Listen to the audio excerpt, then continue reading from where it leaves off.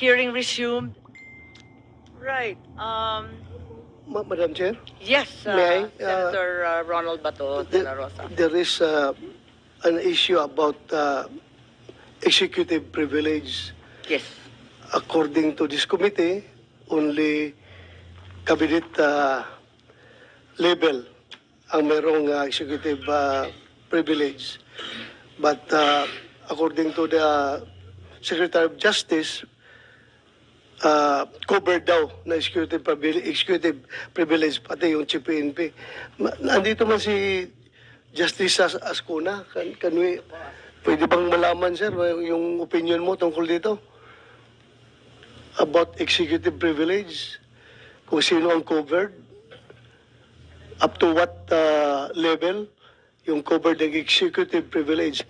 Kasi baka mamaya, yung patrolman na imbestigahan namin dito next time, hihingi ng executive privilege. So gusto ko lang sana kung meron kang may ma-share sa amin na opinion, sir, as to this matter. Thank you, Madam Chair. Yes, you recognize Justice Ascuna. We need your help.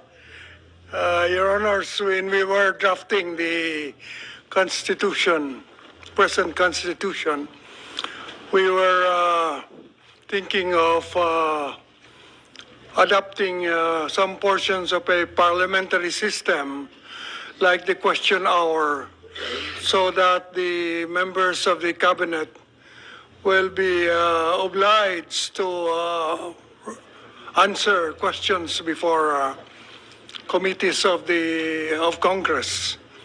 But we could not agree on the specifics, I think, but there is some element of the parliamentary system that we're able to introduce. But we also acknowledge, because we follow the presidential system, executive privilege. So we have a question hour. You can oblige members of the cabinet to appear before you, but they can also claim executive privilege. Now, whether sub-cabinet levels can invoke the privilege, I think they can if they do so as representatives of their cabinet members. In other words, what you cannot do directly, you cannot do indirectly. So if you cannot question the cabinet member, you cannot get the answer by questioning his undersecretary, in my view. So it depends whether or not the question really is something that pertains to the sensitive work of the cabinet member. Thank you, sir. To your mind, sir, the orders to the Chief PNP, therefore, are executive privilege. Is that correct? They partake of functions that pertain to national security, so they might be subject to privilege. It is, I think, in case of doubt, we should decide in favor of the privilege because of the because of the presidential system that we have. So the parliamentary elements are an exception. So in case of doubt, you decide in favor of the rule against the exception. That's right. Thank you, Honorable Ascuna. And perhaps we go to another topic, and that is that as important as the details of the actual arrest of PRRD are the events which took place prior to this. Firstly, the Quadcom hearings, the arrival of the ICC personnel in the country, the Senate Blue Ribbon Committee hearing, the DOJ task force and case buildup. Let's tackle them in chronological order. The Quadcom started in August, and among the most important witnesses discovered by the Quadcom were those testimonies of Regina Garma and Leonardo. Is that right? That became pivotal. Prosecutor, would you like to say an opinion? Mahalaga po yun, yung dalawa, no? Yes. Again, good afternoon, Madam Chair. Yes, Yes, you po. are correct, Madam Chair, in pointing out that Ruina Garma was one of those witnesses called in the Quadcom committee hearing, and her testimony in that Quadcom committee was one of the more important highlights of the investigation. There were other witnesses who were called, I believe. I think the Leonardo testimony was also very crucial. That is correct, Madam Chair. And they identified an individual called Muking Peter Parungo, among others. Is that correct? With a bank account where allegedly the incentives to policemen were deposited. I believe that was mentioned, Madam Chair. Yes. Okay. And SOJ thereafter urged the DOJ to cooperate and assist with the Quadcom in providing all the testimonies necessary. Is that correct, Secretary Remulla? Yes, ma'am. And in fact, we have written communication with each other. on Oh, this is matter. that so? I'm Yes. only aware of the Department Order 778. No, but with the Quadcom, there's a formal turnover of documents. I see. The former president also appeared at the Quadcom noong November. Di ba napunta din siya dyan? Further, ICC personnel also have been coming to the Philippines. Is that not correct? I have no knowledge of that. I have no personal knowledge, ma'am. Yes, in the transcript of the first hearing, I believe you said that you have no knowledge that, as a matter of fact, labas-pasok. Parang ganun yung sinabi nyo, labas-pasok ang mga dayuhan sa Pilipinas, di natin alam kung sino-sino na yan. Tama po ba? Tama po. Nasabi ba yan? Oo, tama po yun. Oo, Tumpak po. tama ba yung sinabi ninyo dati? Opo, yun po sinabi ko. Okay, pwede ba natin ipakita yung binigay ng Bureau of Immigration na nagsidatingan yung ICC personnel noong October ng last year. Ang unang dumating ay isang interpreter na ang balita may koneksyon sa Pilipinas, Maya Destura Bracken, US citizen, dumating ng October 4, interpreter ng ICC. May dumating na hindi ko sigurado kung narito pa kasi ang balita umiikot dito sa iba't ibang luxury hotels. William Rosato. Ang balita, British siya, dumating October 15, abogado ng ICC.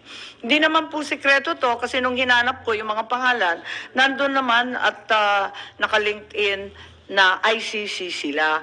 Nandito sila sa Pilipinas, yung flight details narito. Andito rin yung si Mr. Kasam, Canadian, dumating dito at siya rin ay security expert. Ganon din, dumating rin dito Mr. Kala, British, October 24, investigador. Hindi po ninyo alam to, parang natanggap ko lang to sa Bureau of Immigration. Sa pagkaintindi ko, nasa ilalim po ninyo. Nung panahon na yun, ma'am, I had a gallbladder operation. So I was indisposed for around 2 weeks or 3 weeks. October po. October. Opo. Pero hanggang ngayon, nandito pa raw o kaaalis lamang. Halimbawa, si Mr. William Rosato. Mula October hanggang very recently yata, o baka narito pa. Nababalitaan ko umiikot dito Wala akong nag-advise sa akin. So, At wala. hindi ko naman kasi tinatanong na, sapagat ang paniniwala ko talaga, labas-pasok lang ko talaga lang ang mga tao sa atin. At hindi naman pwedeng tanongin kung ICC sila o hindi. Hindi naman pangkaraniwang tao to Talagang ICC investigator to. So, walang pake ang DOJ, hindi kayo interesado. ICC nang pinag-uusapan. Ano ho yan unless meron po silang naging atraso sa bansa at meron silang ginawang illegal, ay wala ho tayong magagawa. Dahil sinusubukan po nating igalang talagang karapatan ng lahat. Sinasabi ninyo na ganun, subalit mukhang may proposed agenda sila para magbigay ng mga dokumento, affidavit, mga post-mortem record. Somebody clearly arranged for their accommodations and transport, hindi po ba? Alam nga naman, hindi ko nag-truck car ano yan, o 3 sakay ng jeep para umabot sa batasan. Kasi sa batasan sila di ba? Alam nga naman na alam nila, mga British, mga American, Sa free po yan for 30 days. Oo, alam kong visa-free, pero alam nila pumunta sa iba't ibang presinto sa Caloocan, alam nila hagilapin yung mga tao sa Batasan Hills, at higit sa lahat, tinulungan sila ng pulis para kumuha ng mga PNP documents. May alam ba kayo, General Torre, Chief Marbil? Malamang po, kung Bakit kung tinutulungan? tatanungin niyo po ako dyan, kung may alam akong maaring tumutulong sa kanila, marahil may kilala po akong tumutulong sa kanila. Isang pari po na matagal ko ng kaibigan na tumutulong sa kanila. Hindi, kasi ang liwaliwanag, andito sa screen, hinihingi nila yung mga testigo, yung documentation, mga police blotter, mga ebidensya. Hindi yan binibigay sa miskisinong turistang tumatambay. Tinulungan talaga sila, di ba? Hindi po ang DOJ ang tumutulong sa kanila. Sino kaya ang tumutulong? Baka naman si Chief PNP Marbil, alam niyo kung sino tumulong. Dahil nakakuha sila Pati mga ospital, nakadali sila ng mga confidential records kung sino-sino ang DOA na dumating sa East Avenue. Sinong tumulong sa kanila para hagilapin lahat ito? Isang British, Canadian, Amerikano, nakakaikot sila, sisipot sila sa presinto, ibibigay ng pulis lahat ng dokumento. Marami ho kasing civil society organizations na tumutulong talaga sa kanila. Di ba yan din nga ang reklamo nila, hindi sila binibigyan ng dokumento ng pulis? Baka si Chief Marbil, may alam po ba kayo? Bakit binibigay lahat itong hinihingi? Madam Police Chair, blotter, seized evidence, radio transmissions. Naku, talaga, tactical operations na to, ang bigat Tapos yung drug operation details, total number during the time period. Yan ang hiningi nila sa Batasan Hills Tapos ibinigay naman. Ba't po nagkaganon? Kadali-dali sa kanila. Madam Chair, Hirap there's, na hirap po kami dito sa Senado kumuha ng mga ebidensya katulad niyan. Madam Chair, during my time as Chief of the Philippine National Police, I have no request coming from the ICC to give any information regarding this matter. Si Executive Director Alcantara, alam po ninyo na may humihingi ng kung ano-anong papeles. ICC, nagtanong ba sila? Meron pang bank records di ba? May bank I'm sorry, secrecy madam. tayo. I am not privy to any of these. All these requests. Hindi nakakapagtaka kasi yung agenda na ibinigay ng ICC na pagkatagal-tagal nila rito at saka detalyado to ay hindi biro-biro. Police Station 6, Batasan Hills, QC. Lahat rarating pa lang sila sa Pilipinas, alam na nila lahat ng lugar. I think it's the Committee on Human Rights before the Quadcom that came out with the Station 6 reports. If I recall it right, I think it was Congressman Abante who was chairing that hearing. Tinulungan daw sila ng Colonel Romil Abenido, tao yata ni General Torre. Tama ba yun? Doon sa Batasan Hills, sa Station 6, nung QCPD daw kayo, tao ninyo. Tama ba yun? Madam Chair, in the next hearing, can we require the presence of that Colonel Abinedo? Kasi yun ang tinuturo at yun ang nabanggit ng ICC. Kilala po ba ninyo si Colonel Romil Abenido po, General Torre? Romil Avenido is the station commander of Police Station 1 when I was the QCPD district director, ma'am. That's He was right. transferred to Station 6. That's right. I'm not the district director already. That's right. He was then transferred to Station 6. And you can't just walk into a police station and start demanding all sorts of documents. And who liaised with them? Sinong nagbantay sila sa kanila? Alam ko na may mga magagandang sasakyan sila. Paikot-ikot sila. May security pa sila. Ang balita, police pa nga nagbabantay. So siya rin ba yan, Chief PNP? Madam Chair, during my time, I have no request coming from the ICC or any from. So I have no idea about it. Sinasabi niyong during my time, kailan ba kayo naging Chief PNP? Ma'am, April 2024. Oo, ito October 2024. Yung iba na natili rito hanggang palagay ko yung iba aalis lang o kundi narito pa.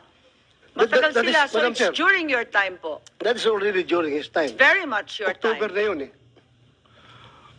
Madam Chair, with that, I have no idea and have no request coming from the ICC po. But sino nagbigay ng security? Na police? Sir, I have practically no idea po, sir. Sigurado po kayo? Kasi nakakuha rin sila ng medical records, may financial records, police records, forensic evidence. Medical records are confidential, alam naman natin lahat yan. Paano nila nakukuha lahat yan, pati CCTV? Kuha, ang dali-dali. Sinong tumulong sa ICC sa palagay ninyo? Wala ba kayong suspecha o alam kung sino? Ma'am, Madam Chair, we will just investigate, but I have really no idea regarding this matter. Si General Torre, pinuno ng CIDG. Siguro alam niya, kapag may tao na nagtatanong sa mga presinto, sa mga ospital, hindi ka ba magdududa, mga dayuhan pa man din? Hindi ka ba magtataka na patanong-tanong? Siyempre, aalamin mo, ano ba nangyayari dyan? Ba't nakikialam? Hindi mo ba naramdaman na andito na yung mga dayuhan, tanong na ng tanong, ang dami-daming hinihinging ebidensya. Sino tumulong sa kanila? That is why, Madam Chair, I move that that certain Colonel Abinido be required to be present in the next hearing. Ganon. At may nababalitaan kami, may Mark Diskay daw na alalay nila. Tapos nasa 5-star hotel sa Raffles at madalas sa Maidas. At doon nagtatrabaho, maraming presidential suite, sunset suite, at kung ano-ano, 5 to 6 security daw na provide ng ating kapulisan at 4 to 5 na mga tsuper na nag-i-standby. Tapos umiikot sila, may mga escort pa sila na Pilipino at ang balita ko, nagkaproblema pa sila dahil doon sa Forbes Park may umihi yata at nagalit yung mga kapitbahay. Kaya ako lang narinig to kasi mga VIP daw, kaya hindi daw pwedeng guluhin. Wala kayong nababalita ang ganyan?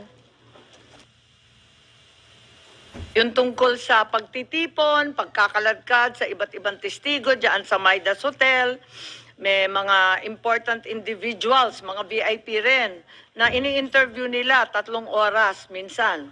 Hindi rin nyo napapansin. Madam Chair, I have no idea regarding this matter. May balita na si dating Senador Trillanes, may ganun din. Si Ambassador Lacanilao, meron ba kayo alam dito? Kasi hindi rin namin alam to. May alam ba kayo kung sino ang tumulong sa ICC? Wala ma'am, wala ma'am. Wala ho akong knowledge regarding sa ICC on their dito status nila dito o kung So walang may alam kung sino tumulong sa ICC. Pero tinulungan sila ng todo. At sigurado ako na may suspecha siguro tayo. Sinong tumulong sa ICC? Andyan yung NSC, laki-laki ng budget sa Intel. May Intel funds AFP, may Intel funds lahat ng PNP. Ang laki ng confidential fund, Office of the President, may NICA.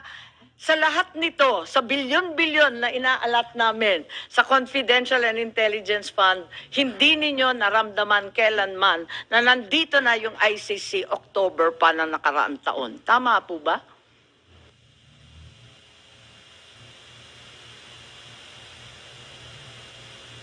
Walang may alam sa anuman, sa ating DOJ, sa ating PNP, CIDG, higit sa lahat.